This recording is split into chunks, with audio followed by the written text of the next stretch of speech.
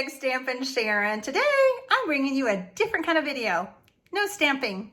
I'm going to share my studio with you. I've had a lot of you ask, and since it's that time of the year where we start cleaning up and organizing, getting all ready for the new year, I thought this would be a good time to show you. I hope that you enjoy everything, and if I can help answer any of your questions, you can give them to me in the comment section below. Let me share my studio with you. Here's my workstation where I do all of my videos, and I have everything as close to that area that I can get so that I save time.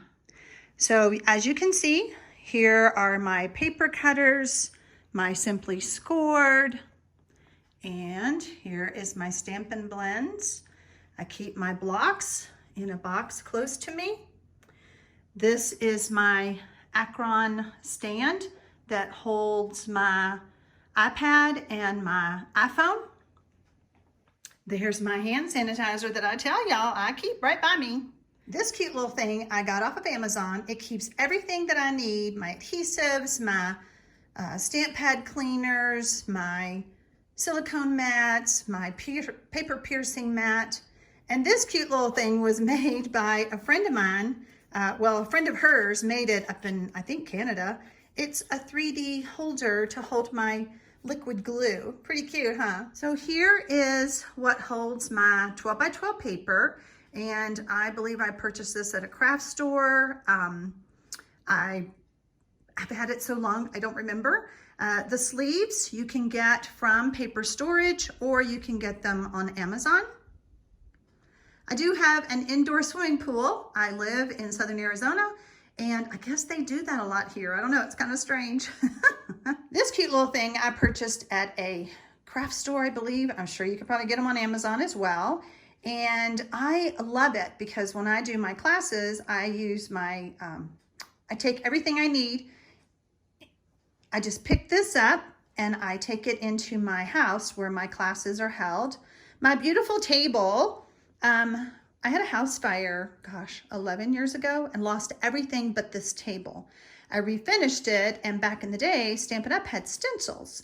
So I stenciled it, and then my husband put a million coats of shellac on it for me.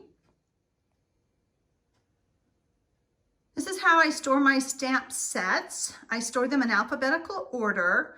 I do keep my mini catalog stamp sets separate, and I keep those off to the side, off on the right-hand side. These cabinets I also got right after my house fire, and they have a bunch of stuff in there that you don't need to see. I'm just kidding. I will show you what's inside of one of them. So I went to the beach in September, and I just missed it so much. I came home and bought this beautiful canvas, and I love it. Here is my stamp pads, my ink refills, my markers holder that I also purchased from Stampin' Storage. Inside of one of the cabinets, I keep my cardstock, and I always have extra cardstock. I use the sleeves to help keep my scraps organized. That's always a problem. And I do have 4 sets, one for each family. I recommend, though, that if you put your cardstock in these, you put them inside of a cabinet like I have, because I have found that light does affect our cardstock. We don't want that to happen, do we? Here is my ribbon holder, also purchased from Stampin' Storage. I painted all of my pieces to match, and can you see? It is hammered metal.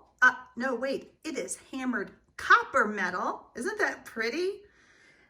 Inside of these boxes, and these boxes were from Stampin' Up! Years ago, where they, when we sold the Biggs dies. Let me see if I can open it without being too jumpy with the camera. This is hard to do, guys. I take stacks of cardstock to my local printing company, and you know, I can take a stack that's, I don't know, 8 inches, 10 inches tall, and they'll whack it in half for me for just like $2 or $3. It saves on my cutting blades, and it also saves time. I have a bunch of card bases cut and ready to go. I have catalogs already packaged up in envelopes, ready to go. If you need a catalog, contact in the description box below. Here are my punches. Boy, I need to buy some more, don't I? Well, I think I have all the ones that Stampin' Up! Has. I even have a few of the new ones that are coming out in the mini catalog starting in January. In these drawers, I keep extra things such as large 12 by 12 cardstock, and this goes all the way to the floor. You can see the cardstock down there. Here's my light box. I purchased this on Amazon, and it allows me to take good pictures for my blog and everything. This is how I store my dies and my embossing folders. These boxes were also from years ago when we sold big dies, but they were such great boxes, I had to keep them. And as you can see, I have them in alphabetical order. However, I do have the holiday dies separate. Again, so when that catalog retires, I can just pull these out easily. You can see that I pretty much have them all this year.